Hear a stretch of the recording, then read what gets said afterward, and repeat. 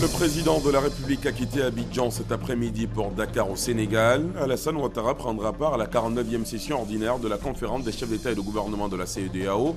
Il participera également au sommet extraordinaire de l'UEMOA. Le Parlement ivoirien a adopté ce vendredi le projet de loi portant organisation de la défense et des forces armées de Côte d'Ivoire. Le nouveau projet, qui s'inscrit dans le cadre de la réforme du secteur de la sécurité, prend en compte de nouveaux amendements. Les examens à grand tirage ont été lancés à Grand Bassam, lancement effectué par la ministre de l'Éducation nationale. Cette année, plus d'1 million de candidats affrontent les CEPE, le BEPC et le BAC. Le numérique sera au cœur de la session 2016 lors de ses compositions.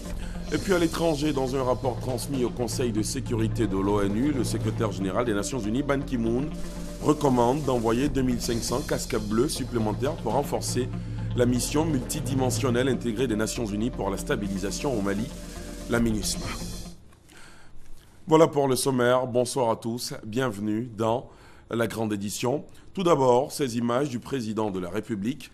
Alassane Ouattara a quitté Abidjan cet après-midi pour se rendre à Dakar au Sénégal. Le président Ouattara prendra part à la 49e session ordinaire de la conférence des chefs d'État et de gouvernement de la CEDEAO. Il participera également au sommet extraordinaire de l'UEMOA dont il assure la présidence. Plusieurs sujets importants seront abordés lors de ces rencontres de haut niveau, notamment la situation sociopolitique et sécuritaire dans la sous-région et l'examen des questions de paix et de sécurité ainsi que celle de la rationalisation des organes de l'UEMOA. Avant de s'envoler pour Dakar, le chef de l'État a présidé un conseil des ministres au palais présidentiel. Sur la table du Conseil, la modification de la constitution ivoirienne. Selon le Conseil, il s'agit en fait d'une nouvelle constitution plus consensuelle qui, pour l'essentiel, prévoit la séparation des pouvoirs, l'élection du président de la République au suffrage universel pour un mandat de 5 ans, renouvelable une fois. On fait le point avec Jérôme Kofi Abolin. Une nouvelle constitution ivoirienne plus consensuelle pour garantir la stabilité de la Côte d'Ivoire. Telle est la vision du président de la République, Alassane Ouattara. Cette nouvelle constitution, si elle voit le jour, prévoit entre autres dispositions la séparation des pouvoirs et l'élection du président de la République au suffrage universel pour un mandat de 5 ans renouvelable une fois avec des conditions d'éligibilité plus souples. La question de la nouvelle constitution de la Côte d'Ivoire comme point essentiel du chapitre des divers du Conseil des ministres tenu ce vendredi au palais présidentiel. Le chef de l'État a rappelé les insuffisances des constitutions précédentes, celle de 1990 et celle de 2000, toutes choses qu'il fallait corriger. Et il s'agit de faire en sorte que cette constitution soit plus consensuelle, faire en sorte qu'elle soit désormais impersonnelle, qu'elle soit équilibrée. Cette constitution, évidemment, va tirer les leçons de notre passé, de l'histoire de la Côte d'Ivoire, tout en s'inspirant des bonnes pratiques qui ont cours ailleurs. Cette constitution permettra de garantir les droits et les devoirs de tous les citoyens ivoiriens. Et cette constitution donnera à notre pays la visibilité à moyen et à long terme, notamment en matière de vacances du pouvoir, de succession, etc.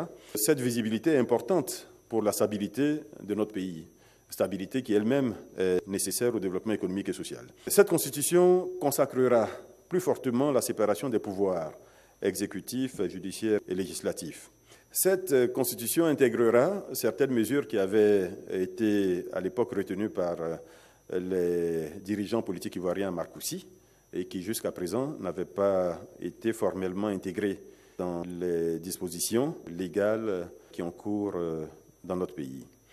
Cette constitution confirme certains principes, notamment la suppression de la peine de mort, la limitation de la pression fiscale sur les citoyens et sur les entreprises, l'école obligatoire, la politique du genre. Cette constitution indiquera que le président de la République est élu au suffrage universel pour 5 ans et il est rééligible une seule fois. Également évoquée au cours de ce conseil, l'idée des autorités ivoiriennes de ne plus entendre parler de violences sexuelles, même en temps de conflit. Par conséquent, l'engagement de l'État ivoirien à combattre ce fléau passe par la mise en place d'un comité de lutte contre les violences sexuelles, comme le souligne le porte-parole du gouvernement, Bruno Nabagné Koné. Il faut dire qu'entre 2011 et 2013, il a été relevé en Côte d'Ivoire 548 incidents de violences sexuelles et pour l'essentiel liés évidemment à la crise post-électorale de 2010. La création de cette structure marque l'engagement de notre pays pour instaurer une politique de tolérance zéro à l'égard des violences sexuelles, même en situation de conflit. Ainsi, le comité est notamment chargé de coordonner au sein des institutions de sécurité nationale les efforts du gouvernement en vue de la prévention et de la réponse aux violences sexuelles liées au conflit. Il est également chargé, ce comité, de la lutte contre l'impunité vis-à-vis des crimes de violence sexuelle commis par les hommes en armes. Un autre sujet important abordé à l'occasion de cette réunion hebdomadaire, les 8e Jeux de la francophonie prévus dans le mois de juillet l'année prochaine. Pour permettre à plusieurs personnes d'y être présentes, le gouvernement, en ce qui concerne notamment les délégations officielles, prévoit la gratuité de visa d'entrée en Côte d'Ivoire pendant cette période. Pour information, plus de 4000 jeunes sont attendus à ces Jeux de la francophonie en 2017 sur le sol ivoirien. Revenons au projet de modification de la Constitution ivoirienne qui a fait réagir ce vendredi le professeur de droit Francis Vanga-Vaudier au cours d'une conférence qu'il a animée sur initiative des étudiants juristes. L'ex-président du Conseil constitutionnel a invité les Ivoiriens au consensus dans le processus d'élaboration de cette nouvelle Constitution. La rencontre a eu lieu à l'université Félix Houphouët-Boigny de Cocody. Francis Boifo. Du monde. Il y en avait à l'amphithéâtre E de l'UFR des sciences juridiques de l'université Félix Houphouët-Boigny de Cocody. Des étudiants sont venus s'instruire sur les questions d'actualité liées à la Constitution ivoirienne. C'est une initiative de l'Association des étudiants juristes de Côte d'Ivoire. À la table d'honneur, d'éminents juristes, dont le conférencier, le professeur Francis Vaudier. Professeur de droit, il fait rapidement la différence entre la révision et l'élaboration de la Constitution. La révision de la Constitution consiste à modifier certaines dispositions, à retrancher ou à ajouter d'autres. Mais la Constitution dans son ensemble reste intacte. De sorte que la Constitution révisée survit à la révision. Au contraire de l'élaboration de la Constitution qui consiste dans l'établissement d'une nouvelle Constitution qui est appelée à se substituer à l'ancienne Constitution qui disparaît de ce point de vue-là. Se prononçant sur le projet d'élaboration de la nouvelle Constitution ivoirienne, le professeur de droit Francis Vaudier pense qu'il faut un préalable, le consensus. On devrait organiser comme des concertations entre les Ivoiriens par corps politiques, corps sociaux, corps religieux, pour qu'ils échangent entre eux, pour qu'ils puissent parvenir à un consensus sur la base duquel la Constitution sera ou serait élaborée. Et c'est ce consensus, avec son contenu, qui devrait être offert au comité d'experts, qui lui sera chargé d'écrire.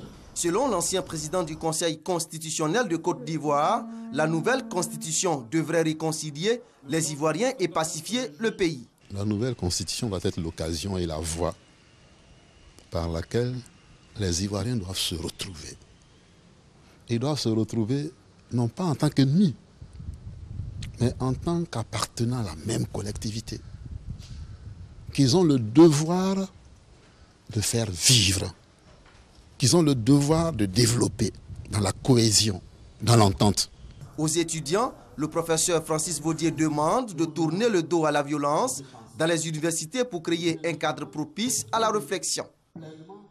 À un an de 8e Jeux de la francophonie à Abidjan 2017, Daniel Kablan-Duncan veut s'assurer que tout sera prêt pour accueillir la compétition. Le Premier ministre a visité aujourd'hui les sites qui doivent abriter les Jeux.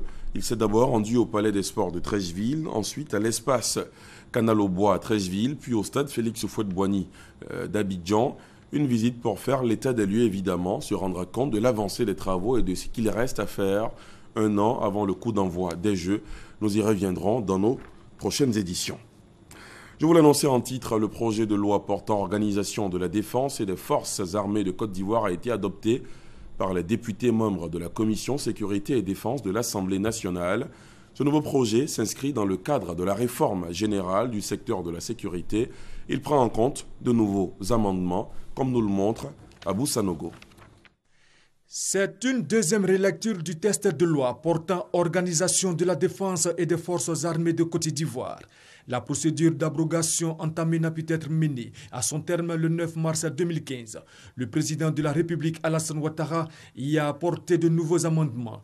Amendements qui portent essentiellement sur la structure du document, les responsabilités à l'échelon national et les responsabilités à l'échelon territorial. Appelé à examiner la loi portant organisation de la défense et des forces armées de Côte d'Ivoire, présentée par le ministre chargé de la Défense, Alain Richard Donvaï, les députés de la Commission sécurité et défense de l'Assemblée nationale l'ont voté à l'unanimité. C'est une loi qui est fondatrice, qui nous permettra d'organiser de façon cohérente et moderne notre défense nationale, et ceci en rapport avec notre stratégie de sécurité nationale et après le vote de la loi de programmation militaire.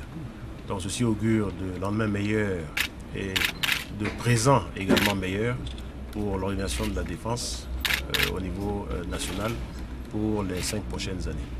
Le nouveau projet de loi portant organisation de la défense et des forces armées de Côte d'Ivoire s'inscrit dans le cadre de la réforme du secteur de la sécurité en cours. Ce projet de loi a été voté l'année dernière sans tenir compte de la loi de programmation militaire qui a été votée en janvier, seulement en janvier 2016. Donc il fallait revenir sur un certain nombre de dispositifs qui permettent d'être cohérents et nous permettent donc d'avancer.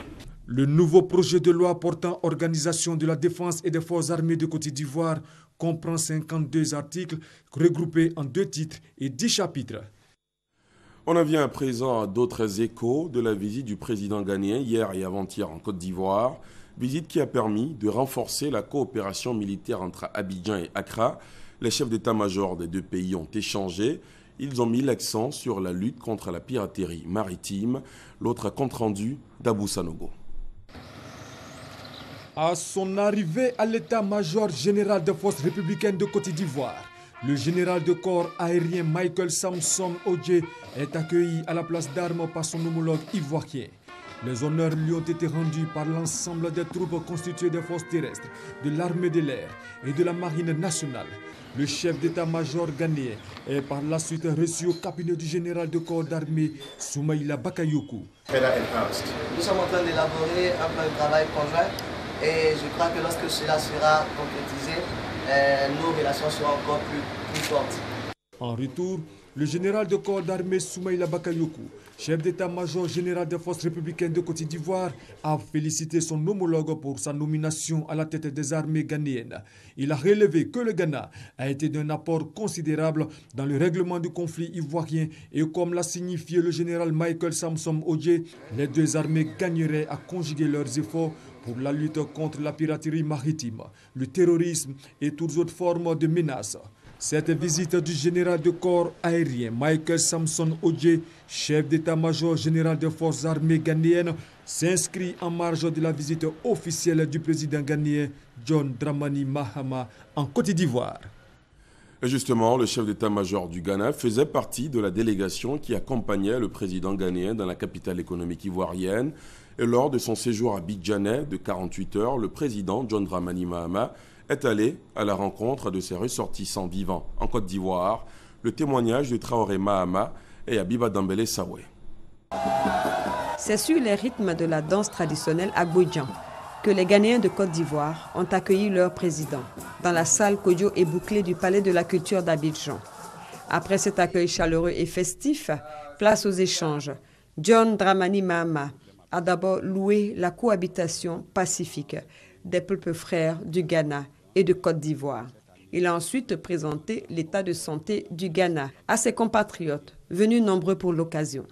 Dans mon premier mandat, j'ai fait tout possible pour stabiliser notre économie, les déficits que nous avons. Et le deuxième point, c'était de restaurer les infrastructures socio-économiques. Nous sommes en train d'étendre le port de Takoradi Donc c'est 1,5 milliard de dollars d'investissement que nous sommes en train de faire pour Tema.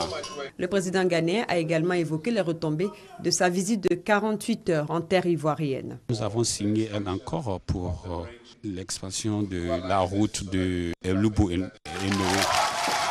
Nous avons aussi augmenté le temps que les frontières clôturent. Au lieu de 6 heures, nous voulons avoir jusqu'à 20 heures du soir pour fermer les frontières, ce qui va permettre ceux qui font les commerces de l'autre côté de la frontière peuvent continuer leurs activités. Parce que là, quand c'est fermé à 18 heures, ça devient un problème. Pour sa part, la communauté ghanéenne n'a pas manqué de soulever les préoccupations relatives à son droit de vote pour le scrutin présidentiel de 2016. Sur ce sujet, le chef de l'État ghanéen a assuré que son gouvernement mettrait tout en œuvre pour lui permettre d'exercer son devoir civique. Autant de nouvelles réjouissantes qui ont valu au couple présidentiel du Ghana de repartir avec des souvenirs offerts par la communauté ghanéenne vivant en Côte d'Ivoire. John Dramani Mahama avait également à ses côtés, pour son périple ivoirien, la première dame du Ghana. Lordina Dramani Mahama et Dominique Ouattara ont pris part hier aux festivités marquant le cinquantenaire de l'ancien collège d'orientation de Cocody, devenu le collège moderne de Cocody. Les deux premières dames ont fait des dons en nature et en espèces d'une valeur de 40 millions de francs CFA. Le récit de Thomas Guessambi. Des couleurs pour colorer un cinquantenaire, il y en a eu. Des sonorités pour faire vibrer les convives d'un rendez-vous. La rencontre des générations qui se sont succédées il y a aujourd'hui 50 ans. L'ancien collège d'orientation de Cocody, devenu collège moderne de Cocody, était ce jeudi sous son meilleur jour. Au milieu de cette dissemblance créatrice, Dominique Ouattara, première dame de Côte d'Ivoire, accompagnée de son hôte de marque, Lordina Dramani Mahama. Elles sont là avec un dénominateur commun, œuvrer pour l'éducation. Un mérite que leur reconnaît Kandia Camara, ministre de l'Éducation nationale. Maman Dominique Ouattara, notre marraine attitrée, je ne cesserai jamais de répéter que nous vous devons en grande partie les progrès que nous observons au niveau de l'école ivoirienne. En effet, en plus de nous entourer de votre sollicitude qui se décline en conseils fort avisés, vous vous employez quotidiennement à nous soutenir matériellement et financièrement. Ne ménagez aucun effort quand il s'agit de l'éducation des enfants du continent noir. Cet engagement, la première dame la respecte une fois de plus, tout en se réjouissant que cela se fasse cette fois avec la première dame du Ghana. L'événement qui nous réunit aujourd'hui me réjouit au plus haut point, puisque non seulement il touche directement à l'éducation de nos enfants, mais qu'en plus, il se déroule en présence d'une grande dame très engagée dans son pays et sur le continent pour la protection de l'éducation des jeunes filles. Madame la Première Dame, vous venez par votre distinguée présence rehausser cette cérémonie commémorative et j'en suis très heureuse. Nous partageons les mêmes valeurs de solidarité et la même affection pour nos chers enfants qui sont à la base de nos engagements respectifs. Aujourd'hui, nous célébrons l'excellence, le professionnalisme, le savoir-faire et l'abnégation d'hommes et de femmes qui se sont succédés dans cet établissement pour transmettre la connaissance à nos enfants. Nous vivons aujourd'hui dans un monde où la connaissance est obligatoire. Œuvrer pour l'acquisition et le partage de cette connaissance est quelque chose de noble, dira à son tour Lordina Dramani Mahama avant de louer le mérite en la matière de Dominique Ouattara. Sans oublier les acteurs de la marche du collège moderne de Cocody. Et le maire de la commune et le représentant des anciens du collège, tout comme les porte-paroles des élèves, ont su traduire leur reconnaissance pour l'honneur fait à leur établissement. Pour son 50e anniversaire, ce sont des dons en nature et en espèces d'une valeur de 40 millions de francs CFA que le collège moderne de Cocody reçoit de Dominique Ouattara et Lordina Dramani Mahama. Autre grand titre de ce journal, les examens à grand tirage lancés à Grand Bassam. Lancement effectué par la ministre de l'Éducation nationale. Cette année, ce sont plus d'1 million de candidats qui affrontent les examens du CEPE, le BEPC et le BAC. Le numérique sera au cœur des compositions lors de cette session 2016 des examens, nous dit Grace Kando. Fini la période des apprentissages pour les élèves de l'éducation nationale en classe d'examen. Place maintenant aux examens à grand tirage. CEP. Épreuve écrite, mardi 14 juin 2016. Les épreuves se déroulent sur une seule journée. BEPC. Épreuve orale du mercredi 15 au samedi 18 juin. Les épreuves écrites du lundi 20 au vendredi 24 juin 2016. Baccalauréat avec 16 séries. Épreuve orale et pratique du mardi 28 juin au vendredi 8 juillet. Épreuve écrite du lundi 11 au vendredi 15 juillet 2016. Pour une meilleure organisation de ces évaluations, le numérique occupe une place de choix. C'est un bond qualitatif que nous réalisons en matière d'organisation d'examens scolaires. Désormais, les tâches des acteurs aux examens sont considérablement allégées. Parents d'élèves et corps enseignants devraient s'approprier cette innovation. Les gestionnaires de nos administrations décentralisées et nos chefs d'établissement doivent faire preuve de conscience professionnelle en apportant leur contribution à la réussite de ce processus nouveau. Quant aux parents d'élèves, ils devront tout mettre en œuvre pour satisfaire aux exigences fonctionnelles des nouveaux instruments que nous mettons en place. Ils doivent, par exemple, déclarer les naissances à l'état civil et fournir un extrait d'acte de naissance de l'enfant que l'on inscrit au CP1. L'utilisation du téléphone portable en salle d'examen et toute autre forme de tricherie sont interdites. Le Discope, vous le savez, s'est achevé hier, avant la fermeture de l'exposition. Nos reporters se sont intéressés à deux activités. La première concerne la RTI, la radiodiffusion télévision ivoirienne, qui a présenté au public 3 nouvelles séries, dont notamment Sécurité nationale, un genre policier, des productions entièrement réalisées par des nationaux. Deuxième activité qui a retenu leur attention, Meet Your Stars, un concept du Discope qui a permis au grand public d'échanger et mieux découvrir plusieurs acteurs du web, des humoristes, des réalisateurs, en somme des stars accomplies ou en devenir, le tout dans le dernier instant du Discope, un cocktail de Franck Quadio. Dans une Côte d'Ivoire en proie à la criminalité grandissante, une unité d'élite est créée pour lutter contre le grand banditisme, les microbes et divers maux. Cette unité, c'est la sécurité nationale. Vision de la sécurité nationale. À chaque nouveau mal, nouvel antidote. Un tournage sur plusieurs mois et le résultat. 26 épisodes de 26 minutes bientôt disponibles sur les antennes de la RTI. Le réalisateur Andy Melo était jeune ivoirien. L'idée est partie d'abord de ce qu'on voulait nous apporter nos solutions en tant que jeunes à la sécurité de notre pays. Sécurité nationale, mais aussi 20, 30, 40, comédie romantique, duel de génération sur fond de mélodrame social réalisé par les sœurs Hamon. Sans oublier blog, sitcom qui va dérouler le quotidien intimiste d'une femme après la retraite. 3 séries, ce sont le fruit d'un partenariat tissé entre la RTI et les producteurs locaux. En 2017, les téléspectateurs pourront voir tous ces nouveaux programmes sur la RTI, à l'exception de National Security qui démarre fin juin.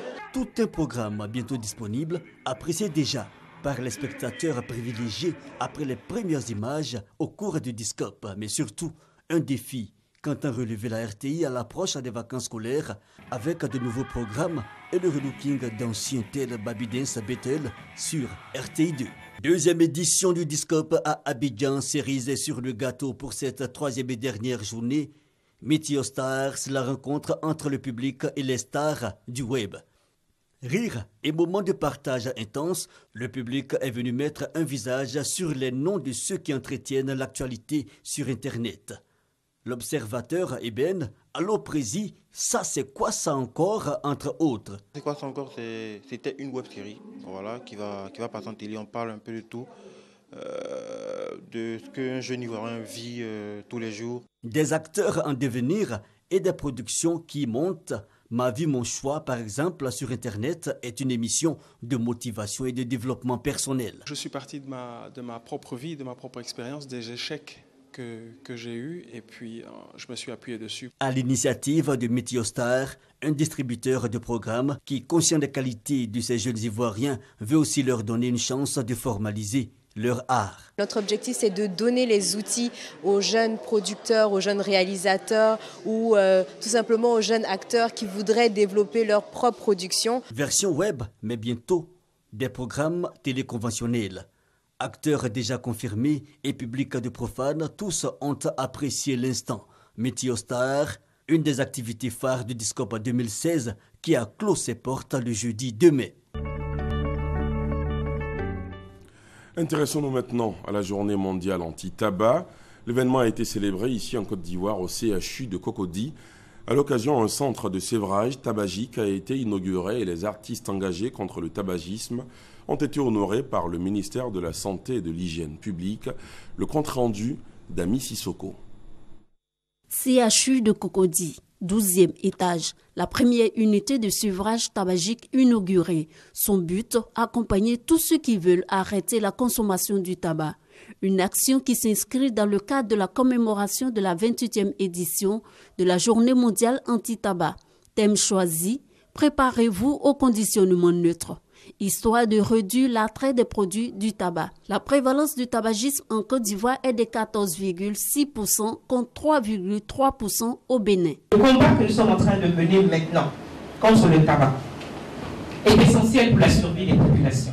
Donc je voudrais, à l'instar aussi de ce pourcentage de 3,3% que l'on relève au Bénin, vous inviter à ce que nous fassions mieux que le Bénin. On a parlé de ce conditionnement neutre. C'est important que la Côte d'Ivoire adhère, et je peux vous dire que la Côte d'Ivoire va adhérer puisque le document de décret est pratiquement prêt. Avant la fin du mois de juillet, nous pourrions donc le faire passer au Conseil des ministres. À ce jour, aucun pays de la région africaine n'a adopté la législation sur le conditionnement neutre. J'appelle les États membres à accorder la priorité à des mesures qui mèneront au conditionnement neutre. Plusieurs artistes et personnalités associées dans son combat contre le tabagisme ont été honorés par le ministère de la Santé et de l'Hygiène publique. Entre autres, Ken Adamo, Eric Patron, Akissi Delta et Claudicia. Ce dernier étant absent, c'est Didier Bléau, l'ambassadeur de la lutte contre le tabagisme, qui réceptionne son trophée. C'est un combat noble. Et donc nous sommes engagés aux côtés du ministère. Voilà, on sera avec Madame la ministre partout et en tout lieu pour porter son message. C'est un honneur pour nous d'avoir été distingués par le ministre de tutelle. Il y a plus de 2 ans déjà que nous sommes dans la lutte, nous sommes engagés. En Côte d'Ivoire, le tabagisme est à l'origine de 5000 décès par an. Selon l'OMS, chaque année, le tabagisme fait plus de 5 millions de morts dans le monde. Et 600 000 autres personnes non fumeurs décèdent parce que exposées à la fumée. À l'étranger, le Niger, où la zone de Bosso, dans la région de Difa, a de nouveau été prise pour cible par Boko Haram. Les insurgés ont lancé un raid sur le village de Yebi, où vivent des milliers de déplacés et de réfugiés. Au moins 6 civils ont été tués et plusieurs blessés. Après celle du 19 mai dernier, c'est la deuxième attaque contre ce village situé sur la frontière avec le Nigeria. Dans un rapport transmis au Conseil de sécurité, Ban Ki-moon, le secrétaire général des Nations Unies, recommande d'envoyer 2500 casques bleus supplémentaires pour renforcer la mission multidimensionnelle intégrée des Nations Unies pour la stabilisation au Mali, MINUSMA. Un retour à l'actualité nationale marqué par le sport avec les éliminatoires de la CAN 2017. Les éléphants de Côte d'Ivoire seront demain opposés aux Panthères du Gabon au stade de la Paix de Bouaké dans le centre du pays. L'équipe gabonaise en provenance de Libreville est arrivée dans la capitale de la région de Gbeke Les Panthères, pour cette rencontre, n'entendent rien lâcher et surtout, la ville de Bouaké attend beaucoup de cette rencontre. La commune de Bouaké compte tirer énormément profit de son nouveau statut de plaque tournante du football en Côte d'Ivoire. Les rencontres internationales que va abriter le Stade de la Paix représentent une opportunité économique pour la commune. C'est une chance que nous n'aurons pas deux fois et je demande aux Bouakéens de la saisir à deux bras. Il y a bien sûr tous nos hôteliers, il y a nos commodités de transport, je pense aussi aux restaurateurs, aux maquisards. Bouaké veut en profiter pour faire valoir son slogan « Plusieurs peuples, une seule cité ». Je voudrais aussi profiter donc de ce micro pour bien sûr dire à toutes les délégations étrangères qui viendront à Bouaké qu'elles sont chez elles et que moi-même et à la tête de ma population, nous leur montrerons le bon vivre de notre ville. Bienvenue à Bouaké, à Kouaba. Pour le match de ce samedi 4 juin, Côte d'Ivoire-Gabon, tout est mis en œuvre pour une grande mobilisation. Et c'est pour marquer le soutien des Bouakois à leur équipe nationale que l'ONG Oukademe offre 500 tickets aux jeunes de Bouaké pour aller soutenir l'équipe nationale. Pour chaque rencontre internationale, il faudra donc s'attendre à une fête populaire. Comme pour dire, ici c'est Bouaké, ville de sport.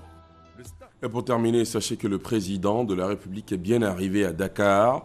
Alassane Ouattara prendra part dans la capitale sénégalaise à la 49e session ordinaire de la conférence des chefs d'État et de gouvernement de la CEDEAO. Il participera également au sommet de l'UEMOA.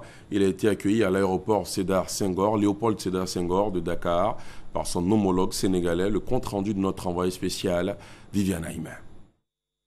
49e sommet de la CEDEAO ce samedi 4 juin et sommet extraordinaire de l'UEMOA le dimanche 5 juin. Deux importantes rencontres sous-régionales organisées dans la capitale sénégalaise et auxquelles prend part le président de la République Alassane Ouattara, qui présidera dimanche le sommet extraordinaire de l'UEMOA en sa qualité de président de la conférence des chefs d'État de l'Union économique et monétaire ouest-africaine. Si le chef de l'État ivoirien, en arrivant ce vendredi 3 juin à Dakar, où il a été accueilli par son homologue sénégalais, le président Macky Sall, président en exercice de la CEDEAO, dont le mandat arrive à terme, n'a pas dévoilé les contenus des deux rencontres, il a toutefois déclaré son optimisme, car la CEDEAO et l'UEMOA sont deux organisations qui se portent bien. En réalité, le sommet est convoqué par son président, qui est le président Macky Sall. Donc nous restons à disposition pour évoquer les dossiers qui seront à l'ordre du jour. Et en ce qui concerne le sommet de l'UEMOA, j'assure la présidence de la conférence des chefs d'État de l'UEMOA. Là également, c'est un sommet extraordinaire et des dossiers importants dans le domaine économique et monétaire nous attendent. Mais pour moi, c'est toujours un plaisir d'être à Dakar et je me réjouis de retrouver mon frère et mon ami. Et je sais que nous aurons un excellent sommet. Selon les supputations, c'est la présidente du Libéria, Ellen Johnson Sirleaf, qui devrait succéder au président Macky Sall à la tête de la conférence des chefs d'État de la CEDEAO. Merci Viviane Aïmé, et c'est avec ce reportage que nous refermons ce journal. Merci de l'avoir suivi. Excellente soirée, excellente suite de programme sur RTI1.